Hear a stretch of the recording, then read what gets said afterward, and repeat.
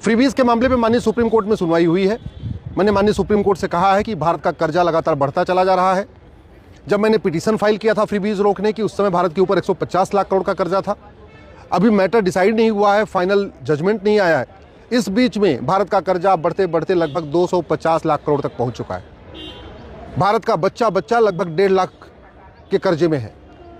Political पार्टियां कुछ भी वादा कर रही हैं, सूर्य चंद्रमा के अलावा हर चीज़ देने का वादा कर रही हैं। कोई कह रहा हम कैश देंगे 2000 रुपये, कोई कह रहा हम कैश 5000 रुपये देंगे, कोई कह रहा हम कैश 10,000 रुपये देंगे।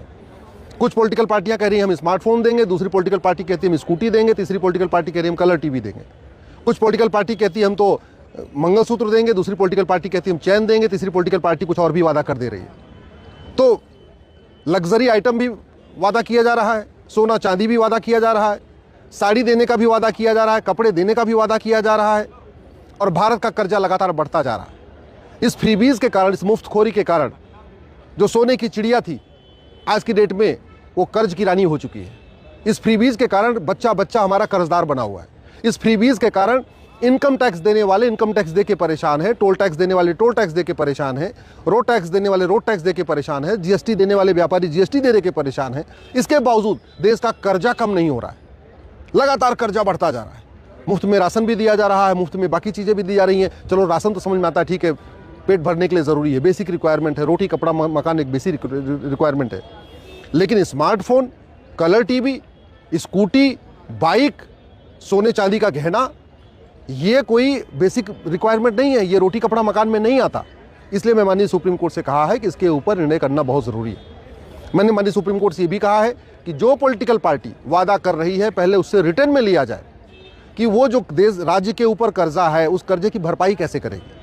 आज की डेट में हमारे पास स्टैंडर्ड मैनिफेस्टो नहीं है, उसी का फ़ायदा पॉलिटिकल पार्टियां उठा रही हैं। सुप्रीम कोर्ट में हम कोई पिटीशन फाइल करते हैं, उसका स्टैंडर्ड मैनिफेस्टो का एक स्टैंडर्ड प्रोफार्मा है, उसका फॉर्मेट है। हाई कोर्ट में पिटीशन फाइल होती है कि स्टैंडर्ड फॉर्मेट है, बाकी हर जगह की स्टैंडर्ड फॉर्मेट यूज़ होता है। लेकिन पॉलिटिकल पार्टियों के लिए मैनिफेस्टो का कोई स्टैंडर्ड फॉर्मेट नहीं है।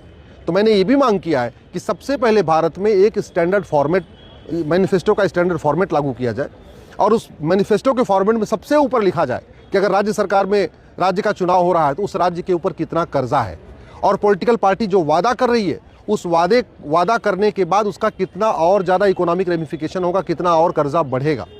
और पॉलिटिकल पार्टी ये भी बताए कि अगले 5 साल में अगर सरकार उसकी बन जाती है तो वो जो वादा कर रही है उसके लिए पैसा कहाँ से आएगा, और जो राज्य के ऊपर कर्जा है वो कर्ज की भरपाई कैसे होगी। केवल ये 3 बातें अगर पॉलिटिकल पार्टियों से पूछना शुरू कर दिया जाए, मुफ्तखोरी रोकने में बहुत हद तक मदद मिलेगी। एक तो पॉलिटिकल पार्टियों के लिए कोई हमने रूल्स रेगुलेशन बनाया नहीं, ये रिप्रेजेंटेशन ऑफ पीपल एक्ट बना है 1951 का, लेकिन ये इतना घटिया है कि इसमें लिखा हुआ है सेक्शन 123 में करप्ट प्रैक्टिस, कि अगर कोई कैंडिडेट चुनाव से पहले शराब बांट दे 200 रुपये की, वो करप्ट प्रैक्टिस है। कोई कैंडिडेट चुनाव से पहले 500 रुपये बांट दे, वो करप्ट प्रैक्टिस है। कोई कैंडिडेट चुनाव से पहले मिठाई का डब्बा बांट दे, वो करप्ट प्रैक्टिस है। लेकिन पॉलिटिकल पार्टी चुनाव से पहले 5-5 हज़ार रुपये खाते में डलवा दे, ट्रांसफ़र करवा दे, अगर सरकार उसकी है तो, या सरकार नहीं है वो विपक्ष में है, वो 10-10 हज़ार रुपये ट्रांसफ़र करने का वादा कर दे, तो भी वो करप्ट प्रैक्टिस नहीं कहलाता है। इसलिए मैं कह रहा हूँ ये जो 1951 का रिप्रेजेंटेशन ऑफ पीपल एक्ट है, ये पूरी तरीके से मुफ्तखोरी को रोकने में नाकाम है। ये कानून जब बना था 1951 में, उस समय अंग्रेज़ों का कॉपी पेस्ट किया हुआ था। उस समय हमारे कानून निर्माताओं ने सोचा भी नहीं था कि आने वाले टाइम में 3000 पॉलिटिकल पार्टियां हो जाएंगी, और पॉलिटिकल पार्टियां चुनाव जीतने के लिए किसी भी हद तक चली जाएंगी, कुछ भी वादा कर देंगी, सूर्य चंद्रमा छोड़ के किसी भी चीज़ का वादा करेंगी। इसलिए अब समय आ चुका है एक स्टैंडर्ड मैनिफेस्टो का फॉर्मेट बनाया जाए, उस फॉर्मेट में सारी इन्फॉर्मेशन पहले ले लिया जाए पॉलिटिकल पार्टी से अंडरटेकिंग लिया जाए कि जो वो मैनिफेस्टो में वादा कर रही है उसकी भरपाई कैसे होगी। पॉलिटिकल पार्टी से ये भी वादा लीगली ले लिया जाए, उससे बाकायदा रिटर्न में लिया जाए कि जो वो वादा कर रही है वो 5 साल के सरकार में, अगर सरकार बनती है तो 5 साल में उसको पूरा भी करेगी। और पॉलिटिकल पार्टी से ये भी रिटर्न में लिया जाए कि अगर वो अपना मैनिफेस्टो लागू नहीं कर पाएगी तो उसका चुनाव चिन्ह कैंसिल हो जाएगा। इसलिए मैंने अपनी पीएल में भी मांग किया है, इलेक्शन कमीशन ये सुनिश्चित करे कि जो पॉलिटिकल पार्टी अपना चुनावी वादा पूरा न कर पाए उसकी मान्यता रद्द किया जाए, उसका चुनाव चिन्ह वापस लिया जाए। और हमने ये भी मांग किया है कि जो पॉलिटिकल पार्टी कर्जा बढ़ा दे, जब वो सरकार बनाए जितना कर्जा था और 5 साल के बाद कर्जा अगर बढ़ जाए तो उसकी भी मान्यता रद्द होनी चाहिए। जब तक ये ऐसा कानून नहीं बनेगा, जब तक ऐसे सुप्रीम कोर्ट का माननीय डायरेक्शन नहीं आया, माननीय सुप्रीम कोर्ट का डायरेक्शन नहीं आएगा, पॉलिटिकल पार्टियां एक दूसरे से कंपटीशन में लगातार मुफ्तखोरी को बढ़ाएंगी। मुफ्तखोरी के भयानक परिणाम दिख रहे हैं। दुनिया के कई देशों की इकोनॉमी इस मुफ्तखोरी के कारण कोलैप्स हो चुकी है।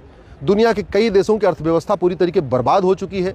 आप पाकिस्तान देख लीजिए, बांग्लादेश देख लीजिए, लंका देख लीजिए, वेनेजुएला देख लीजिए। दुनिया के कई देशों की अर्थव्यवस्था पूरी तरीके से बर्बाद हो चुकी है। और भारत में भी बच्चा जो पैदा होता है उसी समय उसके ऊपर 1.5 लाख का कर्जा बढ़ा हुआ है।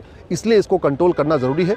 माननीय सुप्रीम कोर्ट ने कहा है कि चूंकि ये बहुत ही इंपॉर्टेंट इशू है, इसलिए इसको 3 जजों की बेंच सुनवाई करेगी, न कि 2 जजों की बेंच। तो मार्च के ऊपर इसके ऊपर फाइनल हियरिंग होगी। हम लोगों ने अपना पूरा इसमें रिकमेंडेशन दे दिया है, पूरा सजेशन दे दिया है कि कैसे कैसे इसको रोका जा सकता है, वो हमने पूरा रिटर्न में दिया हुआ है। और हम आशा करते हैं कि बहुत जल्दी माननीय सुप्रीम कोर्ट इसके ऊपर फाइनल हियरिंग करके फैसला देंगे और भारत में मुफ्तखोरी रुकेगी। फ्रीबीज जो मुफ्त की रेवड़ियाँ बट रही हैं, इस रेवड़ियों पर लगाम लगेगा। आप देख रहे थे इन्वेस्टिगेशन टाइम्स न्यूज। हमारे चैनल से जुड़ने के लिए अभी सब्सक्राइब करें और बेल आइकॉन दबाना न भूलें। धन्यवाद।